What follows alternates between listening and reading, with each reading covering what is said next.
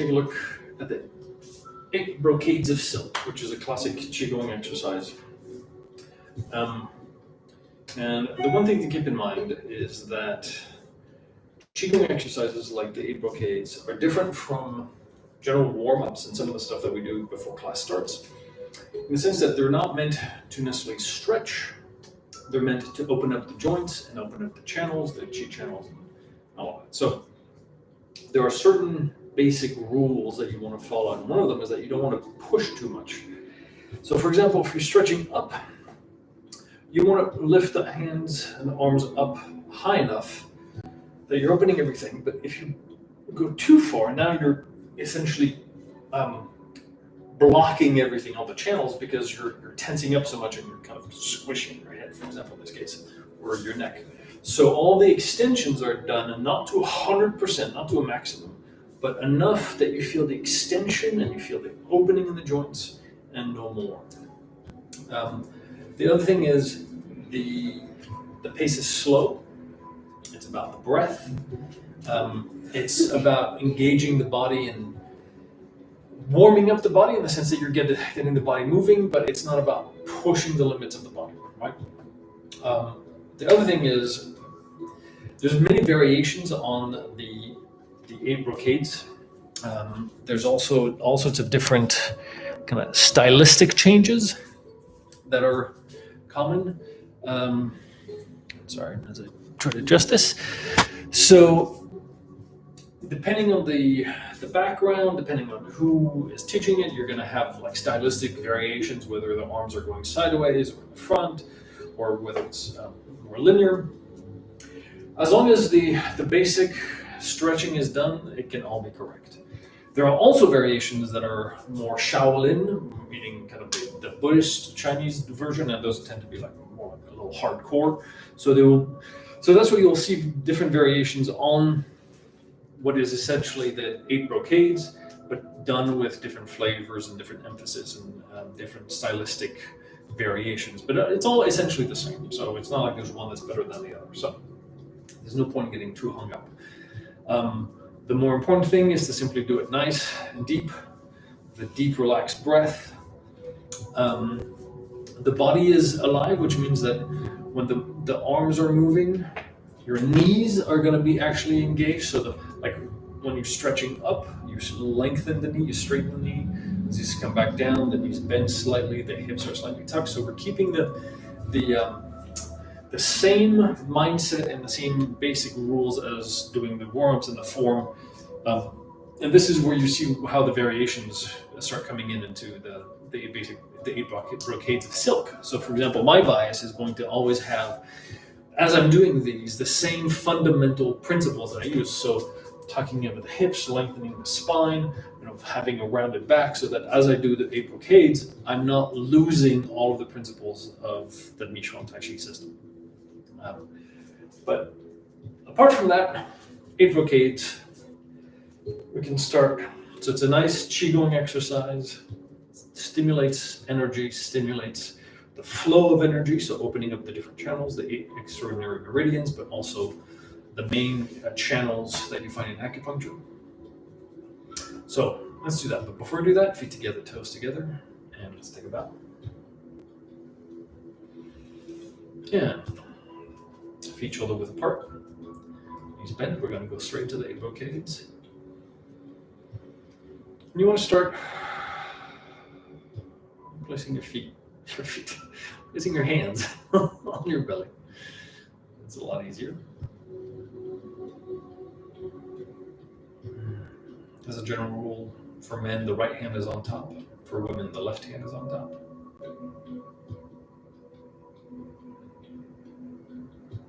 It's not of huge importance. So even here, knees are bent, hips are slightly tucked, neck is lengthened. Just bring the breath to the belly. Just center yourself. Find that vertical line to the feet.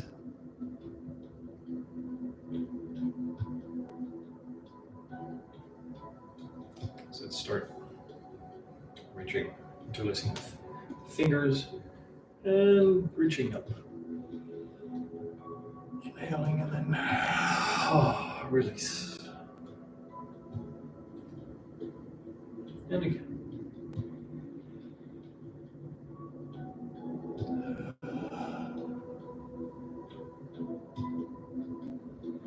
You want every move to be supported by the breath.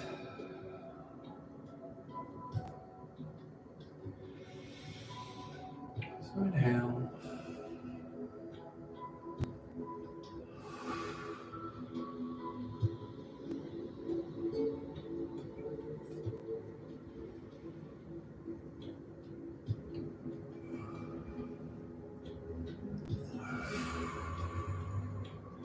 Exhale. And so you're just interlacing the fingers, going up, turning the palm up. Look up, and then release the arms. So you're just opening the chest. One more.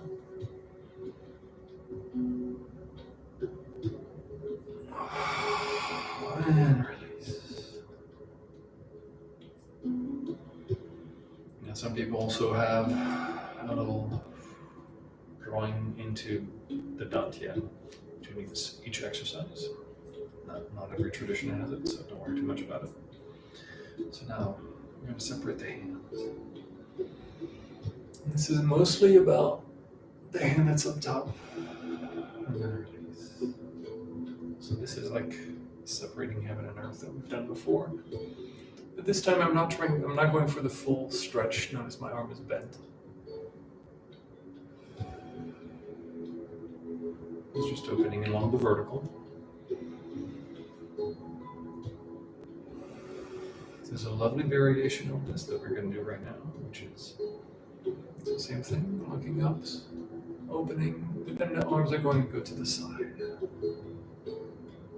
Back to the center, and they meet, turn the palms and hands stretch. And release, circle the hands. This is a lovely variation that I like. And turn. And circle. Notice the palms always facing in opposite directions. So I come here, I turn, and release.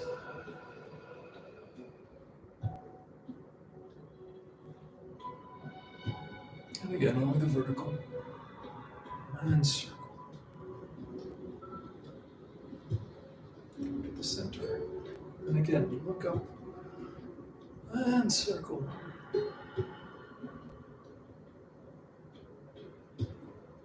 Come to center. And circle. And bring the hands back to the center. Hands on dantian. You can also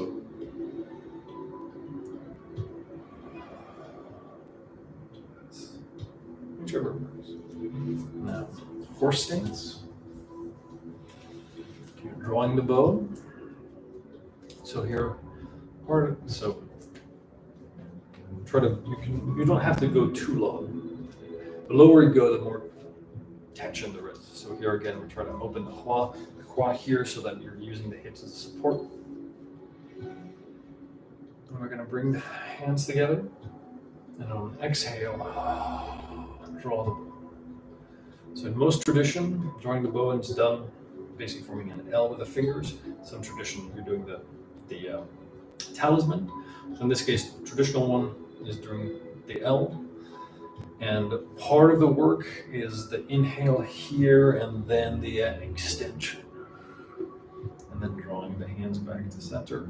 And then drawing in and exhale at the same time. So don't forget the middle part is actually quite important. So it's not just this position, it's also the drawing into the position in that position. Okay, so back to center, and then elbows together. Go to my left.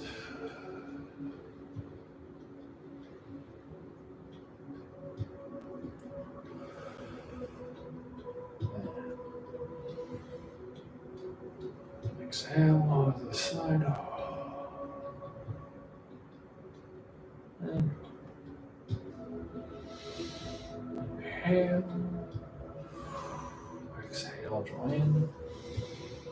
Inhale and exhale. Oh. Back. Exhale. Inhale. Oh. Again, you don't have to open too much. Yeah.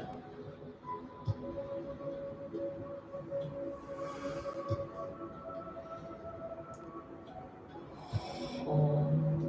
Yeah. Oh.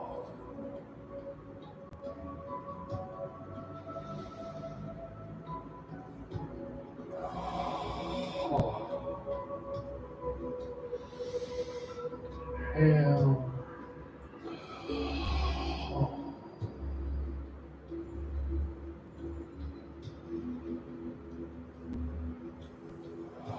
Oh. Inhale. Oh.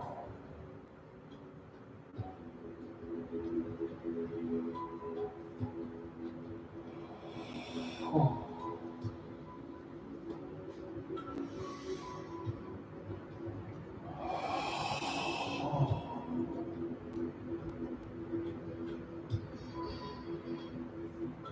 Oh. Bring this back in.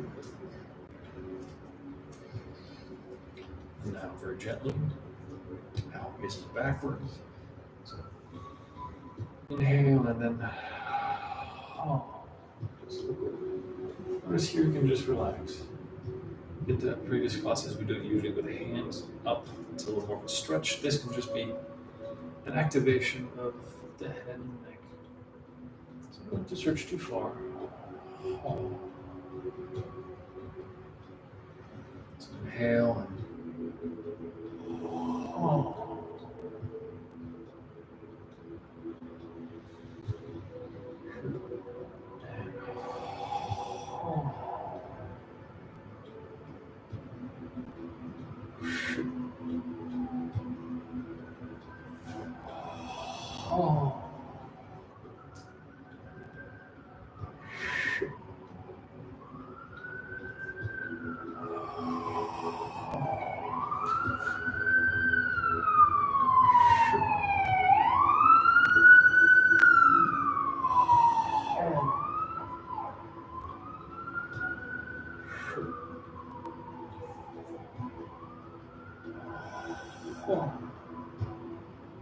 and back to center.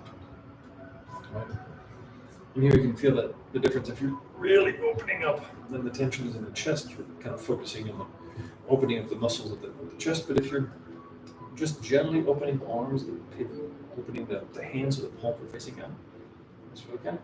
This is more about opening all of these channels along the arms. So the location of the intent changes the function of the exercise.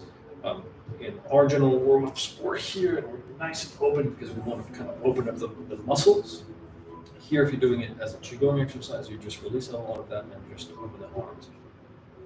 Right? And feel these channels along the arms open. So you don't have to really, it's not about opening the chest, it's more about opening, actually rolling the shoulder joint and opening the shoulder joint, really opening those channels. And then the neck opens on either side. Again, a difference between doing Qigong and doing warm-ups. Okay, so now again, back to horse stance.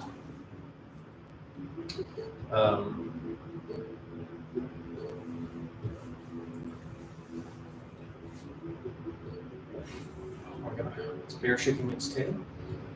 So this is swinging it up. So again, in some of the warm-ups that we've done before, we've done this as a stretching exercise, twist the spine, and then come back to center. Here, again, we're going to soften it, because what you're trying to do is to essentially open up all these channels, engage the main meridians. So it's more of opening up and then back to center. So in a way, it's less about engaging the spine, and it's more about getting all of this to move, and all of the center of movement. So it's inhale, and then here, exhale, back. Inhale, and then oh. It's much slower and it's much gentler.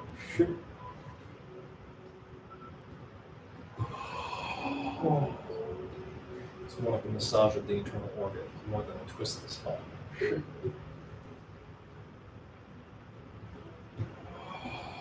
Oh.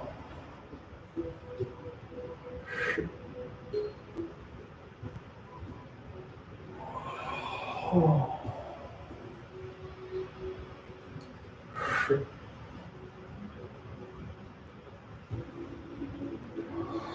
Oh.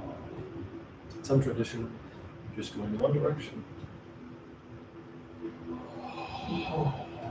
And then you just continue in that same direction.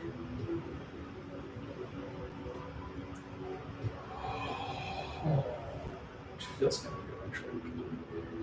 Just rotating.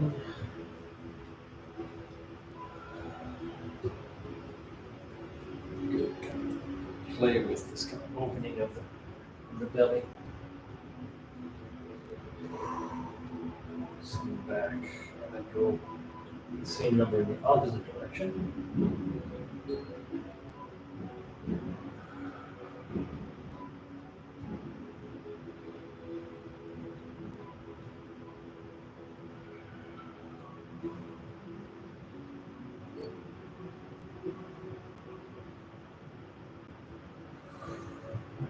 Oh, last one. Oh. And bring the feet in. Back to center.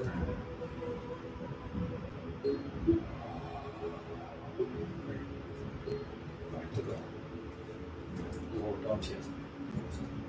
Now, we're going to work on the kidney channel. So that means let's come back. And bend down. And then trace the hands on the inside of the legs, up the chest, lean back. And then circle the hands back to the kidneys. And then trace the hands down the back of the legs. As you stretch down.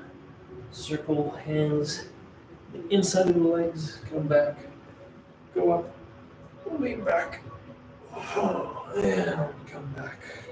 Hands on kidneys. And again, so it's a big, open, expansive movement. Again, we're not looking necessarily for the stretch. Don't want to compress the spine too much and lean back. Don't have to struggle to try to touch your toes. This is massaging kidney channels and getting everything to move more than it is a stretch of the muscles and the tendons. It's a single continuous movement. This movement is acting like a pump, getting the energy, so hands on kidneys, the energy to flow down the legs, then up the inside of the legs, up the body, and out. And then back to the kidneys, and down. And up. Tracing the hands across the body here because the kidney channels will continue up. Then release. And hands on the kidneys and down.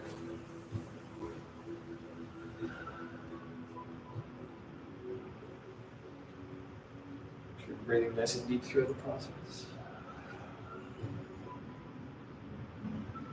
And back. And one more time.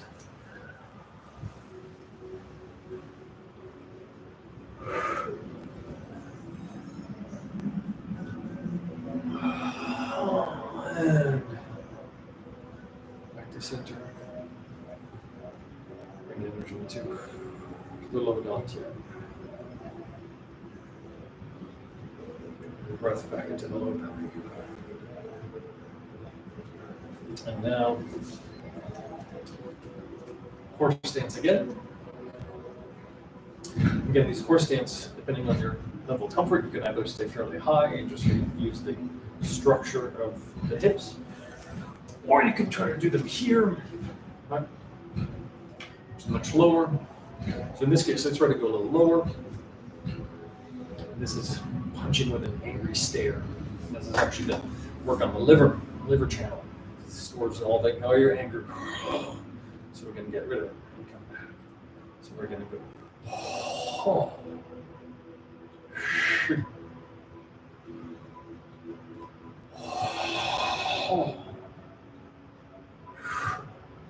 So fists are loose.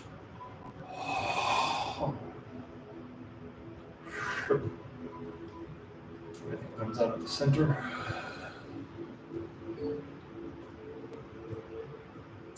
Breath. So also activating the belt meridian.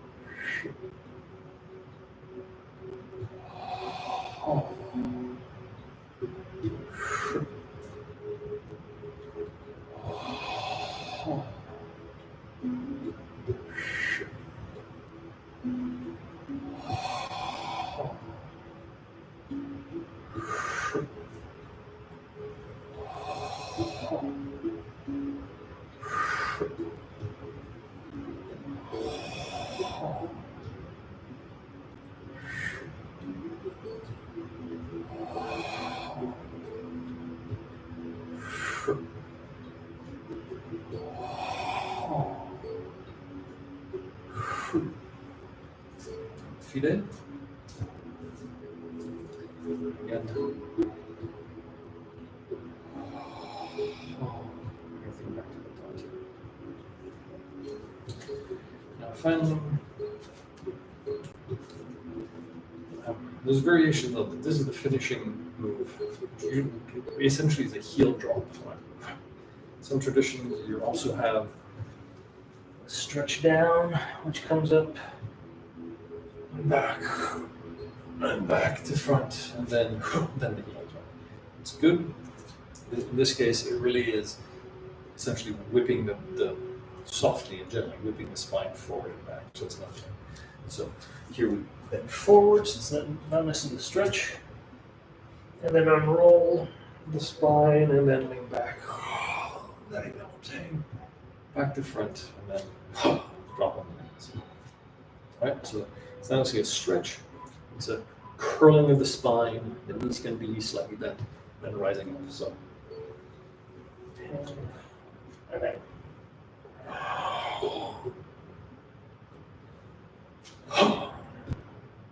And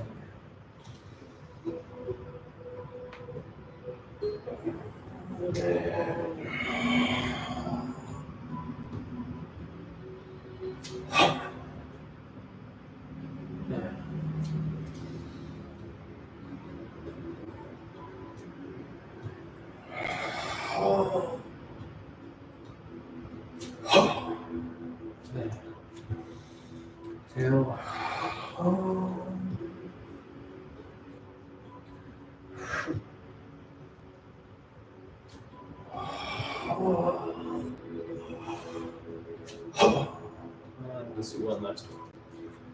And down.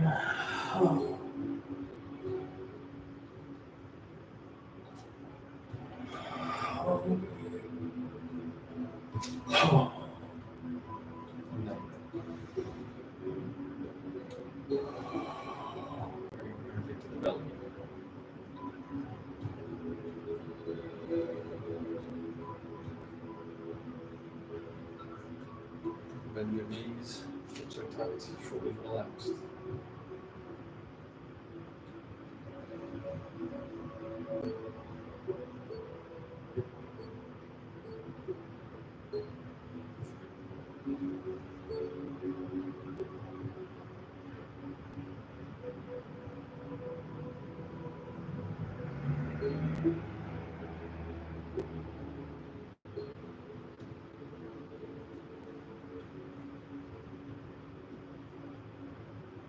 right? So that's the 8 brocades. You notice that in doing those, you don't quite get the full stretch, full warm-ups that we usually get in the rest of the other classes. There's elements of the 8 brocades and other Qigong exercises within the warm-ups. But you don't get, like, for example, we don't do full stretches. You don't have the depth of the stretching of the exercise, really, that you get from the Tai Chi warm-ups. Because again, they have two different functions. The Tai Chi warm-ups are there to really work on the tendons, on loosening the tendons and the muscles, also building them up in some ways, in preparation for the Tai Chi form and everything else. The Qigong exercises are not there as stretching exercises. They are there to stimulate energy flow. So it's more concerned with opening the joints rather than finding the full extensions of the ligaments and tendons and the muscles in order to stretch them. So, which is why just doing Qigong is not going to get you as much of the exercises and the joint opening that you would get from doing the Tai Chi warm-ups. But that doesn't mean that they're not good. The 8 brocades is a classic, which is why I tend to incorporate it into the Tai Chi warm-ups, just so that you get both the energy and the muscle stretching at the same time. So it's a classic. It's worth at least knowing of it. I don't find it deep enough, in the sense that the body is not really fully engaged. I can still feel there's still some stretching that my body wants. So doing full squats, going all the way down here to really engage the hip joints and all that.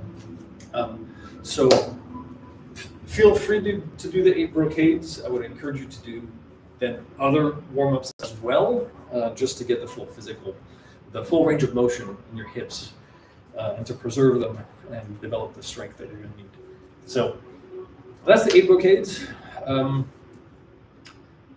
Hopefully that's helpful. At least it's useful in kind of placing where that lives. And we'll reference back to the 8 brocades later on when we look at the 13 postures and how these Qigong aspects, the openness, the not reaching all the way through for an extension, affect how we do the form, and how those same principles are found within the Tai Chi form, right? Because we want to have the full range of experience within the Tai Chi form. So it's both a physical exercise, but also a Qigong exercise, right? So that was the 8 brocades.